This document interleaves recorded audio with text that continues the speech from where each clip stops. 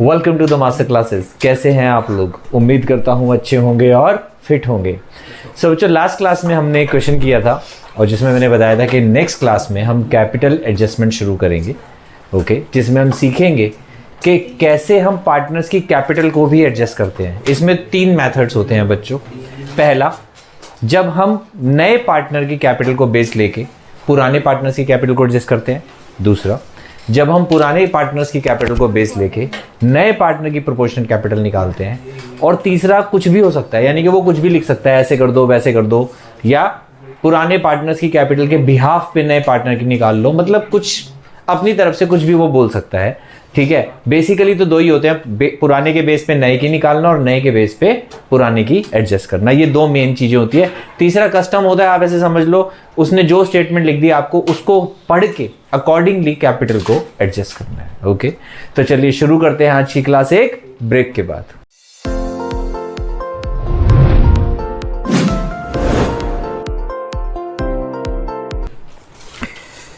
हाँ जी बच्चों, ये है question number 81, page 5.113, TS Grewal, new वाली book 2022। XYZ are partner sharing profit loss in the ratio 3:2:1। Okay, हमने लिख लिया, 3 पार्टनर है, रेशो दे रखी है। उसके बाद देखो हमें न्यू रेशो भी दे रखी है 2:2:1:1। तो बच्चों, मैंने हमेशा आप लोगों को बताया, पहली बात, अगर न्यू रेशो के बारे में या नया पार्टनर अपना शेयर किस तरीके से ले रहा है पुराने पार्टनर से, ऐसा कुछ भी नहीं लिखा तो ओल्ड रेशो ही सैक्रिफाइसिंग रेशो हो जाती है। लेकिन अगर न्यू रेशो के बारे में या नए पार्टनर के शेयर के बारे में कुछ भी लिखा हुआ है तो आपको सैक्रिफाइसिंग रेशो कैलकुलेट करनी पड़ेगी। तो यहां भी कैलकुलेट करनी पड़ेगी, बहुत ज्यादा इजी है। देखो, इसका शेयर है 2/6, इसका है 1/6, यहां भी इसका 2/6 और 1/6 ही है।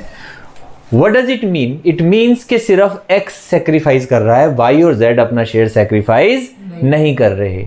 ओके, ठीक है, आप निकाल के देख लेना, हमें तो एक्सपीरियंस हो गया है, 25-26 साल पढ़ाते पढ़ाते तो पता चल जाता है। ओके, लेकिन आपको निकाल के कैलकुलेट करके वर्किंग नोट में दिखाना पड़ेगा। तो अब हमारे पास एक चीज क्या आ गई है कि सिर्फ X सैक्रिफाइस कर रहा है, तो यानी कि प्रीमियम का सारा पैसा किसको मिलेगा? X को मिलेगा। हाँ जी, अब हम अपनी बैलेंस शीट पढ़ेंगे। जैसा मैं हमेशा बोलता हूं कि पहले क्वेश्चन को आराम से पढ़ो फिर करो, वरना कुछ ना कुछ भूल जाएंगे। ठीक है, एसेट साइड में वाइज करंट अकाउंट आप देख रहे हो बच्चों, सबसे ऊपर वाई का करंट अकाउंट का बैलेंस यहां दे दिया। कैपिटल अकाउंट के मोस्टली जो होते हैं क्रेडिट बैलेंस होते हैं, पर करंट अकाउंट का डेबिट बैलेंस भी हो सकता है। तो वाई का बैलेंस कहां लिखा जाएगा? यहां लिखा जाएगा, टू बैलेंस ब्रॉट डाउन। कितना है? 7,000 लिख देते हैं। ओके, उसके बाद land and building, plant and machinery, furniture, investment, bill receivable, सन्डी debtor, stock, bank. कोई भी चीज ऐसी नहीं है जो राइट ऑफ करने वाली हो, तो हम राइट ऑफ नहीं करेंगे। यहां पे आ जाएंगे कैपिटल अकाउंट। कैपिटल अकाउंट के बैलेंसेस लिख देंगे।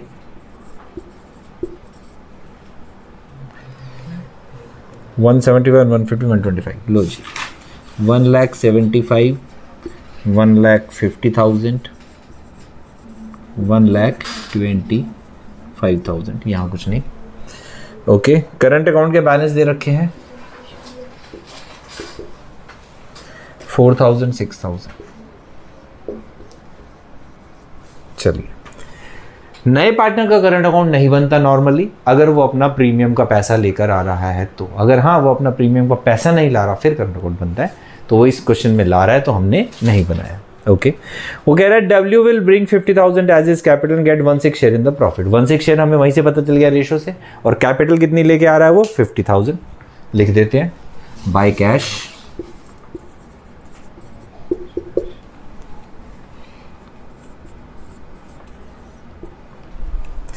Okay, goodwill of firm is valued at 90,000। Goodwill कितनी है फर्म की? 90,000 है। 90,000 का 1/6 शेयर कितना होगा बच्चों? 15,000।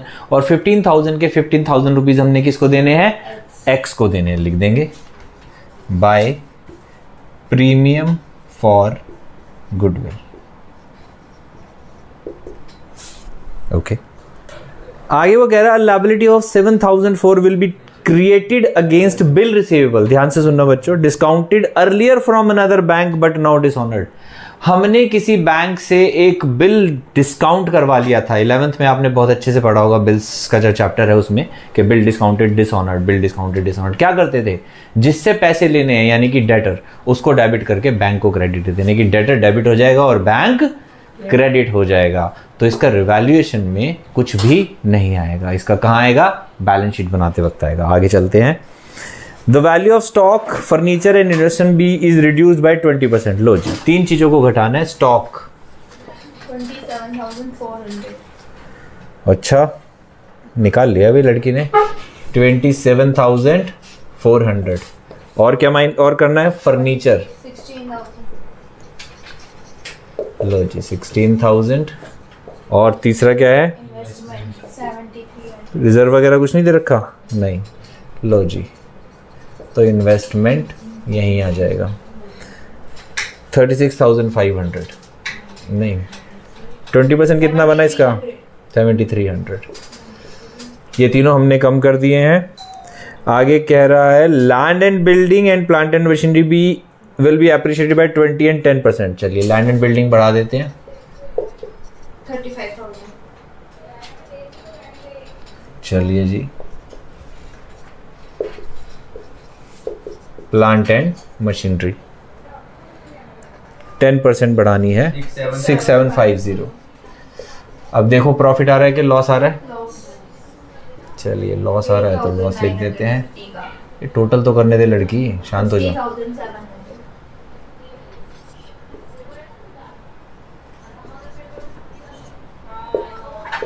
बाय लॉस एक्स वाई और जेड कितना आया? 8950।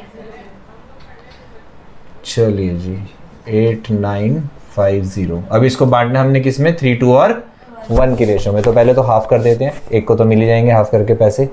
4,475। ठीक है, अब इसको 6 से डिवाइड कर दो। 2983।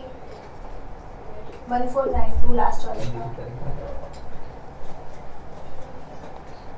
2983। 1492। लो जी, ये लॉस यहाँ आ जाएगा करंट अकाउंट में।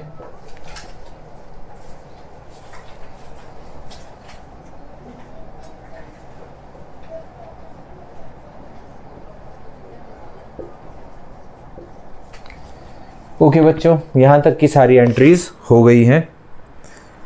अब लास्ट लाइन। लास्ट लाइन क्या है? Capital adjustment. ध्यान से सुनेंगे।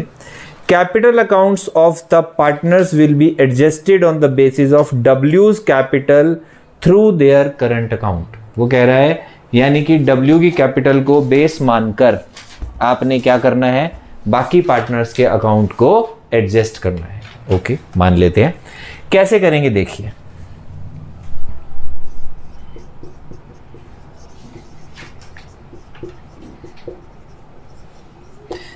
सबसे पहले हमने क्या करना है? W की कैपिटल को बेस मानना है। W की कैपिटल कितनी है? 50,000। शेयर कितना है? 16। तो total capital of the new firm कितनी होनी चाहिए? 3 लाख। ये आप बहुत बार कर चुके हो। क्या करते हैं? शेयर को रिवर्स कर देते हैं। तो ये कितनी आ गई? 3 लाख आ गई। यानी कि ये फर्म की कैपिटल होनी चाहिए। किसकी होनी चाहिए? पूरी फर्म की, चारों पार्टनर्स की मिला के। अब एक्स की कितनी हो जाएगी? 1 लाख। 2/6। ओके, यानी कि 1/3 विच इज 1 लाख। वाई की कितनी हो जाएगी? 1 लाख। ये कैसे निकाल रहे हैं हम? ये ऐसे निकालिए, बता देता हूँ। चलो 3 लाख और 2 लाख। 3 लाख का 2/6 1 लाख। ओके, ऐसे ही 3 लाख का 1/6 50,000। और Z का भी यही है। नहीं, y की 2/6 है रेशियो। अच्छा, Y की 2/6 है। ओके, तो Y की 2/6 है, इसकी भी 1 लाख आएगी। ओके, और Z की जो है वो हमारी 50,000 आएगी क्योंकि 1/6 है। तो 2 की कैपिटल 1 लाख हो गई और 2 की 50,000। क्या करना है बच्चों? उठा के यहाँ पे लिख देना है एक लाइन छोड़ के, टू बैलेंस कैरिड ऑन। ध्यान से देखो क्या करेंगे, यहां पे कैपिटल लिख देंगे 1 लाख 50,000 50,000। ये आ गई हमारी कैपिटल। ओके, अब बैलेंसिंग फिगर जो निकलेगी वो एडजस्टमेंट है। बैलेंसिंग फिगर कैसे निकलेगी? जैसे यहां पे टोटल कर लो। अब देखो इसका तो 50 आ रहा है, इसका तो 50 आएगा ही। क्यों आएगा? क्योंकि हमने इसकी कैपिटल को बेस लिया है। ओके, इसका कितना आ रहा है? 1,25,000। यहां पे भी लिख देंगे 1 लाख। डिफरेंस कितना आ गया? 75,000। इसका टोटल कितना आ रहा है? 150। यहां भी क्या लिख देंगे? 1,50,000। तो कितना आ गया? 50,000। इसका कितना आ रहा है? 175। तो यहां भी लिख देंगे 1,75,000। डिफरेंस कितना आ गया? 75,000। एडजस्टमेंट कैसे होती है? या तो कैश में होती है या करंट अकाउंट में। इसने बोला है करंट अकाउंट से करनी है, कर देते हैं। यहां पे लिख देंगे करंट अकाउंट, और ये तीनों एंट्रीज रिस्पेक्टिवली इनके करंट अकाउंट में चली जाएगी। अगर किसी का बैलेंस इधर आता है, मान लीजिए ये साइड ज्यादा आ रही है और बैलेंस इधर आ गया, तो वो क्रॉस एंट्री इधर आ जाएगी। हमेशा एंट्रीज क्रॉस होती है। क्रॉस क्यों होती है? क्योंकि एक डेबिट होता है तो दूसरा क्रेडिट होता है, राइट? तो यहां पे आ जाएगा by current account, sorry by capital account.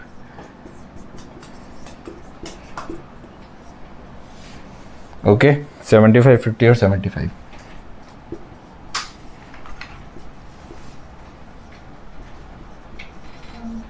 लो जी, ये आ गया। अब क्या रह गया? अब आ जाते हैं लायबिलिटी साइड पे। कैपिटल करंट लिख दिया, जनरल रिजर्व्स बांटने हैं। लो जी,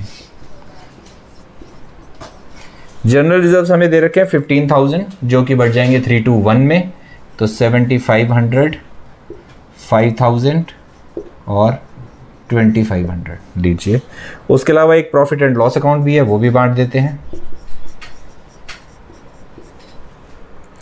प्रॉफिट एंड लॉस है 7,000, तो ये आ जाएगा 3,500।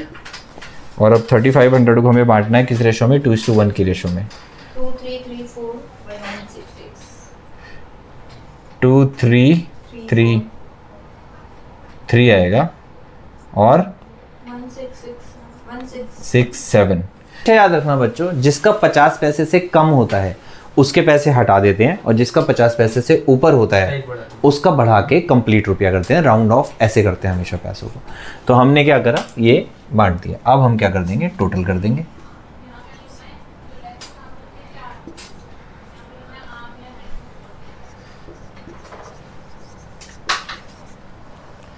टोटल करा भाई 90। हाँ आ जाएगा, 1,05,000 बिल्कुल आएगा। 5, 7, 3, 3, 4। हाँ 333 और 8, 4, 6, 6, 7। ठीक है। और यहाँ पे अब हम टोटल में से माइनस कर देंगे 1 लाख में से। 1 लाख तो 1 लाख, 525। हाँ 525 आ जाएगा। इसका इतना माइनस 350। करना पड़ेगा भाई। कितना? 47, 350। 83175।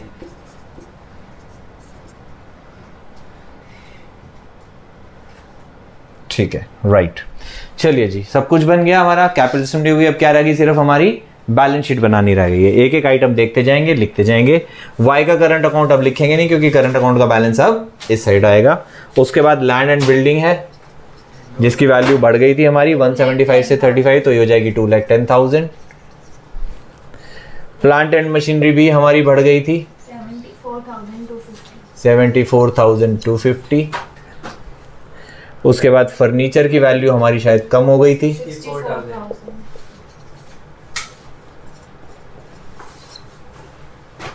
और फर्नीचर के बाद इन्वेस्टमेंट की वैल्यू भी कम हो गई थी 800।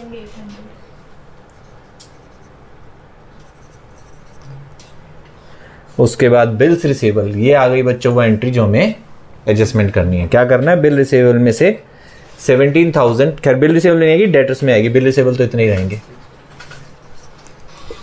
ठीक है। डेटर्स में एंट्री करनी है। डेटर्स कितने के थे हमारे? 4,350 के, और इसमें हम क्या ऐड कर देंगे? 7,004 डेटर्स और बढ़ गए। अब यहां पे एक पॉइंट है याद रखना बच्चों, अगर मान लो वो आपको कह रहा है कि प्रोविजन बनाओ इस क्वेश्चन में, हालांकि इस क्वेश्चन में कह नहीं रहा, पर अगर वो आपको कह रहा है कि आपको प्रोविजन बनाना है, तो आप क्या करेंगे? इसको ऐड करने के बाद प्रोविजन बनाएंगे। याद, बात समझ में आ गई? ये याद रखना, ये ना हो कि क्वेश्चन करते वक्त इसको ऐड ना करो और बाद में सीधा प्रोविजन बना दो, क्वेश्चन गलत हो जाएगा। इन्वेस्टमेंट आपने गलत लिखी है। गलत लिख दी? किसने बोली थी यार? मैंने लिख दी। 29,200 है। 43,800 क्यों बोली भाई? वो सर 43 ऐड कर दिया क्या? हाँ ऐड कर दिया, माइनस करनी थी। फिर तूने तेरी बैलेंस शीट कैसे मिली? तो तेरी बैलेंस शीट मैच हो गई। 36,500 में से 7,300 कम करने हैं। बिल्कुल जी। चलिए जी आगे चलते हैं। डेटर्स हमने लिख दिया। अच्छा लिखे कहाँ है? 43 और 50,504 रुपीज। चलिए उसके बाद स्टॉक में भी चेंज है। हाँ है, स्टॉक की वैल्यू भी कम हो गई है हमारी। 137 में से 27 गए। 110 1,09,600। ओके बच्चों, अब आ जाओ बैंक पे। तो बैंक हमारे पास था 43,500 का, जिसमें से 7,004 ये हमारे कट गए होंगे। ओके, और पैसे कितने लेके आया वो? कैपिटल के 50,000 और प्रीमियम के 15,000। तो 65,000 ये वो लेके आया है। इसको ऐड करके माइनस कर लो। 65, 60 और 40 1 लाख, 1,08,000, 1 लाख, रुक जा, 8,500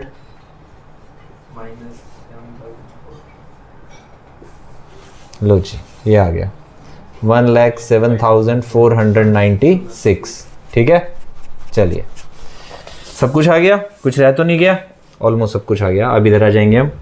कैपिटल्स X, Y, Z और W सबके मिला के total capital of the firm कितनी है? 3 लाख, जो हमने निकाली थी यहाँ पे। तो आप अलग अलग लिख लेना अपने आप। करंट अकाउंट X, Y और Z कितना आ रहा है? 1,05,25, 47,350,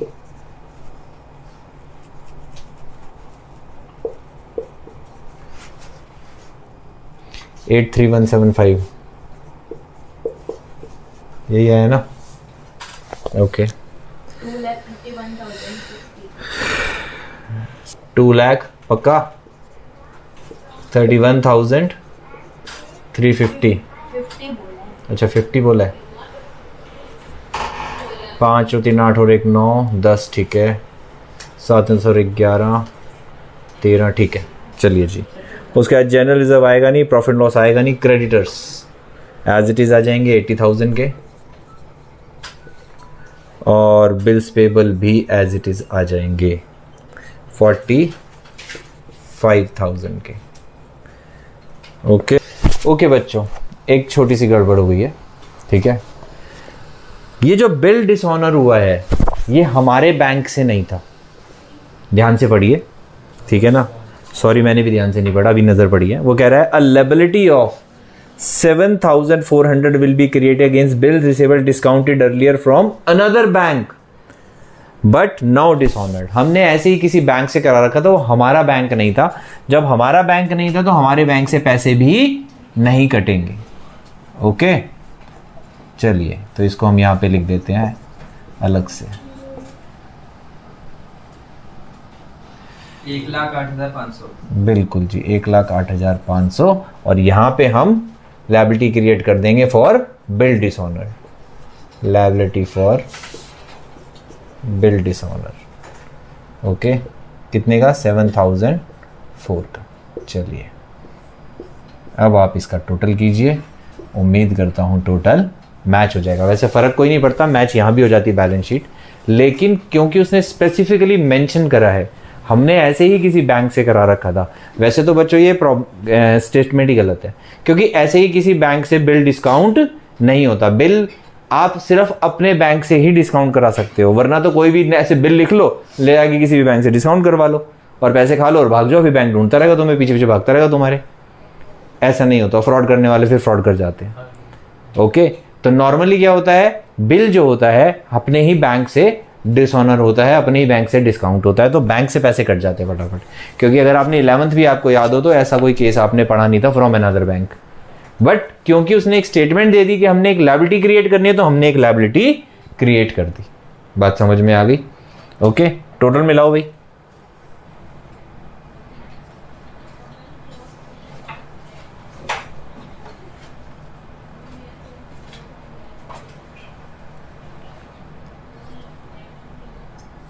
ये आया मेरा एक साइड का तो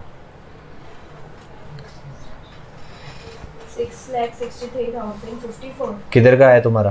लाइबिलिटी। वो तो मेरा भी आ गया, एसेट का मिलाऊं।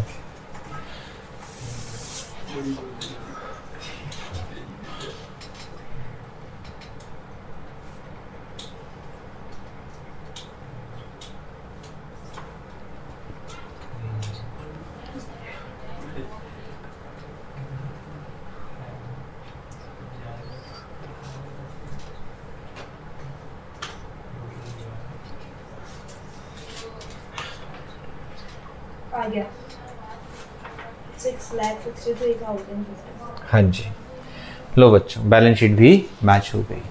तो उम्मीद करता हूँ आपको ये क्वेश्चन समझ आ गया होगा, अच्छा लगा होगा। अगर कोई भी पॉइंट या कोई भी सेंटेंस या कोई भी एडजस्टमेंट आपको समझ नहीं आई है तो आप कमेंट बॉक्स में कमेंट कर सकते हैं।